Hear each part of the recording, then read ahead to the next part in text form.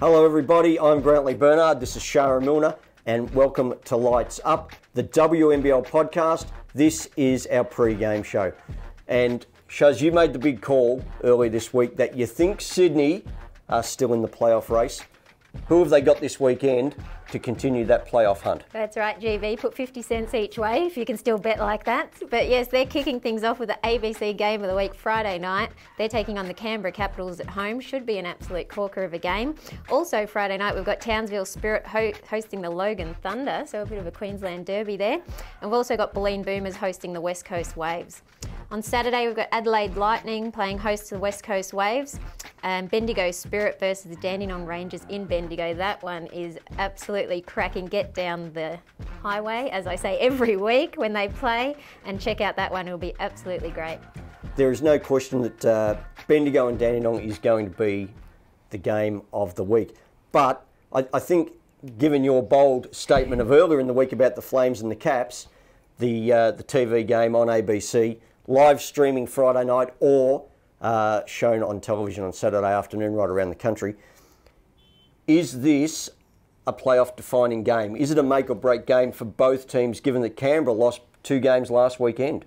Yeah, it absolutely is. I think either way it's decisive, but I'm going out on a limb. I just look at that Sydney roster and it baffles me. It goes about 7 or 8 players deep, mix of experience, inside outside scoring. If they can just stay in touch till Christmas, but as you say, if Canberra can win that one, get themselves back on track and keeping their fingers and toes crossed for Lauren Jackson's return, that'll set them up well as well. Okay, let's go to Dandenong and Bendigo, or Bendigo and Dandenong, given the game is at Bendigo. Top 2 teams, Bendigo's at 10-1, Dandenong's at 10-2. The only 2 losses Dandenong has had all season have been both against Bendigo. Bendigo won 70-58 and 80-80. So theoretically, Bendigo's got everyone's number, but they've got Dandenong's number. Are they going to have it again for a third time? Well, that's the question. We've been really spoilt because these 2 have been the standout teams all season, and they're going to wrap up their 3-game series before Christmas. So that's absolutely great news for WNBL fans in terms of getting to see the hottest 2 teams in the league match up.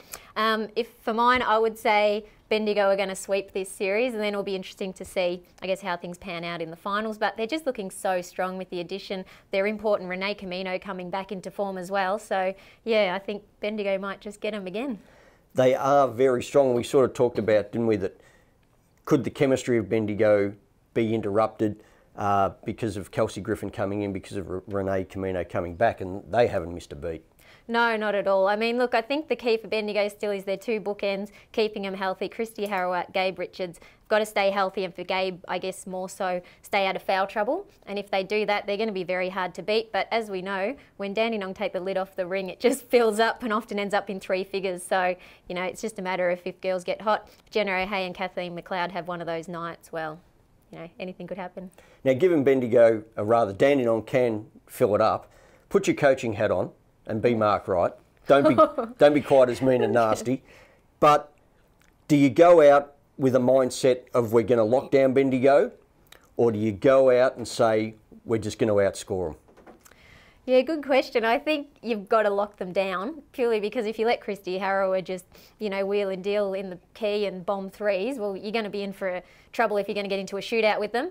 But certainly, I guess that is their strength, is their scoring, and they would back themselves in to score against any team. Bernie Harrow was priding his team on defence this year, so he's going to have a solid game plan. It'll be interesting to see how it pans out. Either way, it's a great game in prospect, and if Bendigo can go 3-0 over the defending champion, that is a great achievement and really sets them up for a home final, doesn't it? Because it's probably hard to see either of these coming out of the top 2 right now. Yeah, absolutely, and that's a great home court advantage too. They're based out of Melbourne, 2 hours outside for those who aren't familiar with Victoria, so it is a definite home court advantage if they can get it. There you go. So Bendigo to sweep the series, according to the resident expert, along with Sydney to make the playoffs. So everybody just stay tuned, and we'll see how that one pans out. We have been absolutely inundated with Twitter and Facebook questions for Lights Up, and you are going to get the hard job of having to answer the question. And every week we're going to have a prize for the best question that we receive on Twitter or Facebook. Don't forget you can follow the league at all the social media outlets. And the best question this week gets the champion prize pack. We've got the champion backpack. Is that a little like something you would have when you went to school, Shuz? It's very nice. Got the Boomer Blue. Don't mind a backpack these days even. But as well, what have we got in there? As the backpack, we've got the champion cap. Nice. Are you a cap wearer? I am now, apparently. Looks good on you. And the champion socks. Oh, they're nice, aren't they?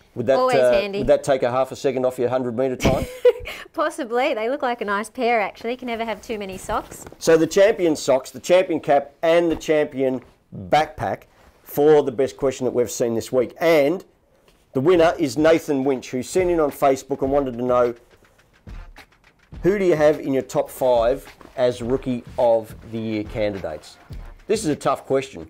It is. We did talk up the rookies, and I think it was in the first Lights Up episode, just how well that AIS class are doing this year. And I think most of the rookies, or the standout rookies so far this year, have come out of the graduating class from last season. But Dandenong look like they've got definitely 2 of the top 5 in Blitzarves and Milovic.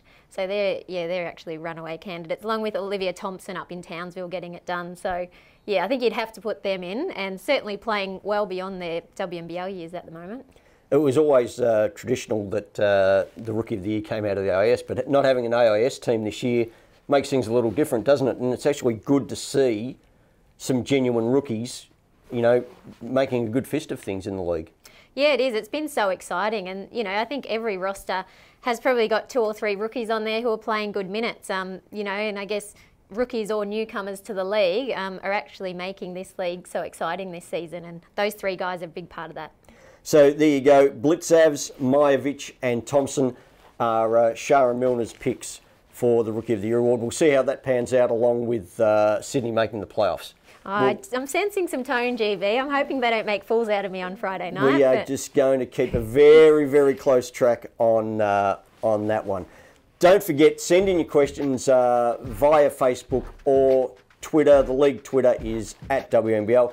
You can hit up Shuz here at Shara Milner 4 or Desi Globitz 6. Desi will get back to you, I'm sure, and she'll be in the chair next week. You can follow the league at WNBL.com.au, and also the ABC live streams on their website every Friday night, the game of the week, which is then nationally televised around the nation on Saturday. So don't forget, the champion prize pack is coming to Nathan Winch, the backpack, the cap, and the socks. Well done. There's the champion prize pack. And of course, Champion, one of our great sponsors, along with IINet, the ABC, Australian Sports Commission, Sporting Pulse, Spalding, and ANFA. There you go. Great sponsors of the WNBL. That brings us not only to the end of this episode of Lights Up, but to the whole week of episodes of Lights Up. And Shuz, I think we've fooled them again. We've got through. We have. Somehow it's a miracle, but we are here. This is the absolute best rating WNBL podcast that you'll ever find on the WNBL. So until next week, I'm Grantley Bernard. That's Shara Milner. We'll catch you next week.